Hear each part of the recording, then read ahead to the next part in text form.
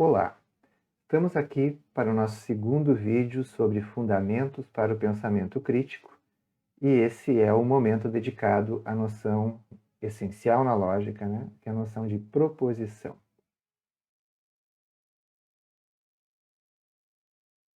Semana passada, então, a gente viu o que na Idade Média era chamado de primeira operação da mente, a concepção, cujo elemento central são as ideias, ou como a gente chama contemporaneamente, conceitos. Conceitos, ideias gerais, eventualmente termos gerais, que se referem a esses conceitos, a essas ideias, são caracterizados justamente por essa generalidade ou universalidade. A gente viu lá que a partir da teoria da predicação, o Aristóteles define conceitos, como aquilo que é predicável de muitos. E ao ser predicado, o conceito ele organiza, vamos dizer assim, o juízo que predica um conceito ao outro, organiza esses conceitos numa hierarquia de superior e inferior, ou gêneros e espécies, como a gente viu. A segunda operação da mente, a gente pode chamar de juízo, certo? E ela traz, digamos assim, o âmbito que a gente chama de proposicional. O elemento, o juízo, ou o que a capacidade judicativa faz é realizar ou efetivar, aserir proposições.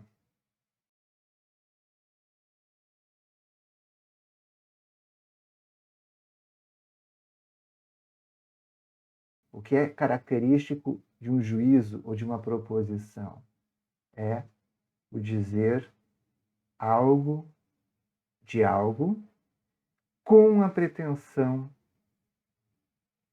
de ser verdadeiro.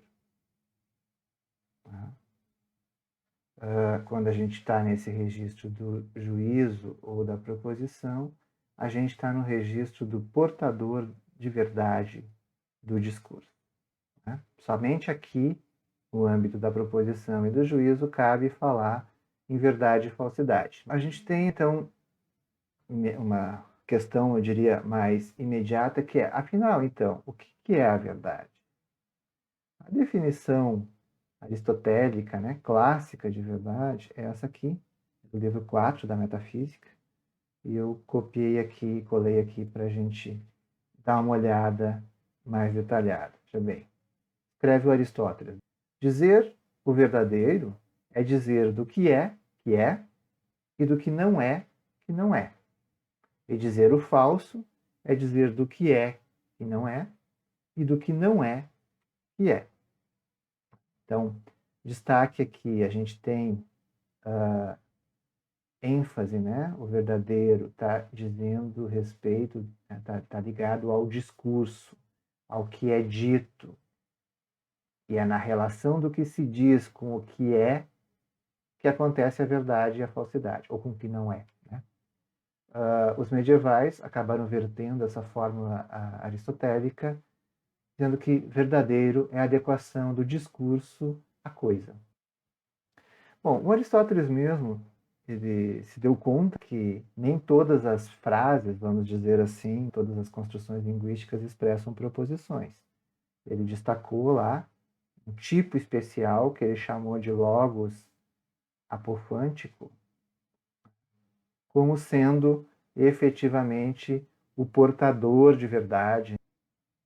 A gente pode dizer assim, o logos apofântico é o que a gente chama hoje de frase declarativa. Alguns livros mais antigos vão falar de frase assertiva.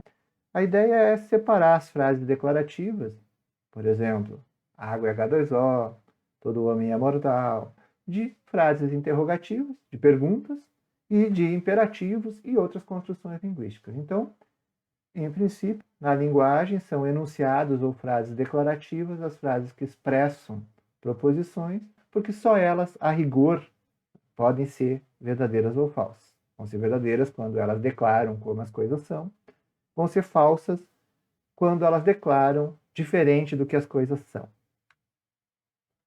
Bom, uma questão que de um modo geral aparece quando a gente chega nessa, né? Tá, a verdade é a correspondência entre o que é dito e a coisa. Mas como eu determino a verdade? Assim, eu tenho que olhar para a coisa para determinar se o que está sendo dito é verdadeiro ou não. Que método eu uso? E é justamente a palavra-chave aqui é método, tá? Para a gente se adentrar um pouco nessa ideia, né? Como é que a gente sabe se uma proposição é verdadeira ou falsa? A gente vai ter que avançar um pouquinho para além da lógica e acessar o que é conhecido na filosofia como epistemologia. A palavra episteme deu origem no latim à palavra ciência, que deu origem no português à palavra ciência, conhecimento científico. Então, a epistemologia, ela estuda, quer compreender, teorizar o conhecimento científico. É uma teoria sobre o conhecimento científico. Bom, desde pelo menos Kant, a gente costuma distinguir, vamos dizer assim, conforme o método para determinar a verdade de uma proposição, a gente costuma distinguir áreas ou âmbitos do conhecimento. Ou ainda, se vocês quiserem, tipos de proposições ou tipos de verdade. Há proposições, né, ou verdades cujo o fundamento é meramente lógico, então elas são chamadas de proposições lógicas, vamos dizer assim.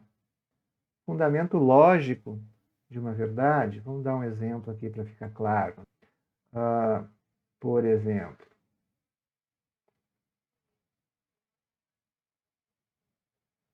nenhum solteiro é casado. Essa é uma proposição verdadeira e eu sei que ela é verdadeira simplesmente compreendendo ela.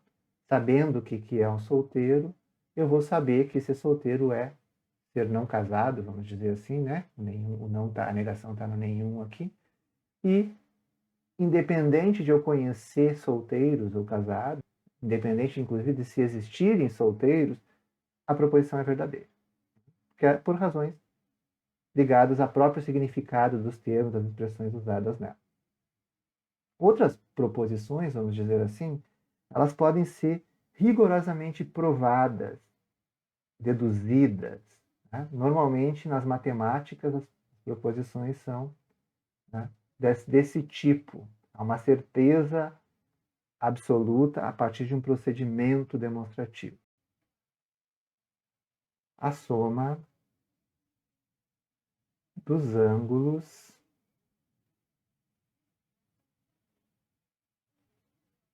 internos de todos os triângulos é igual a dois ângulos retos.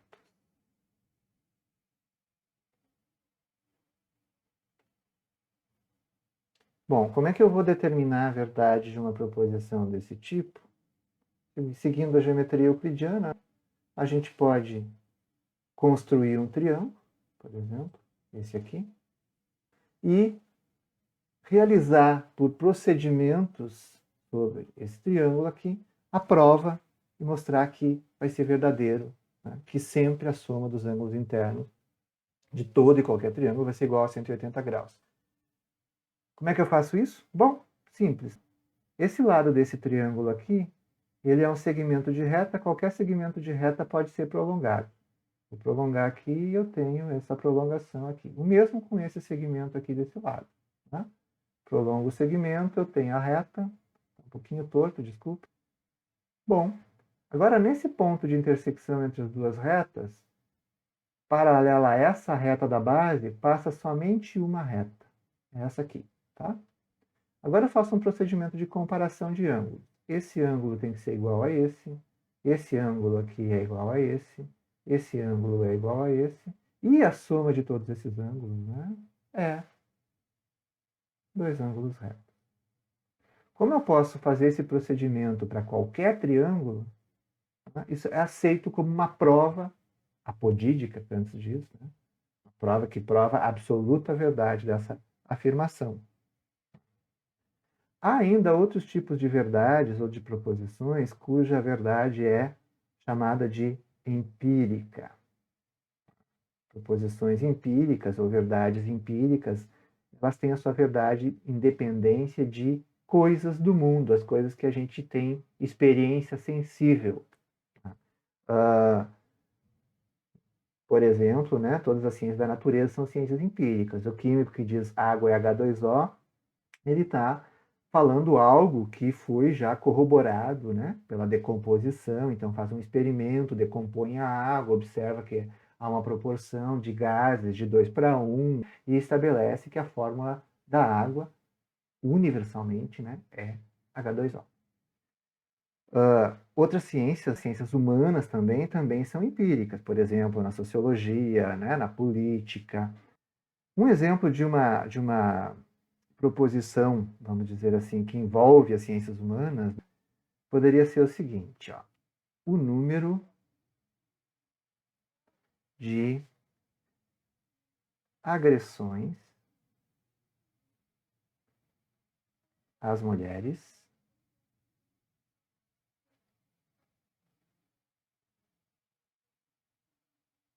aumentou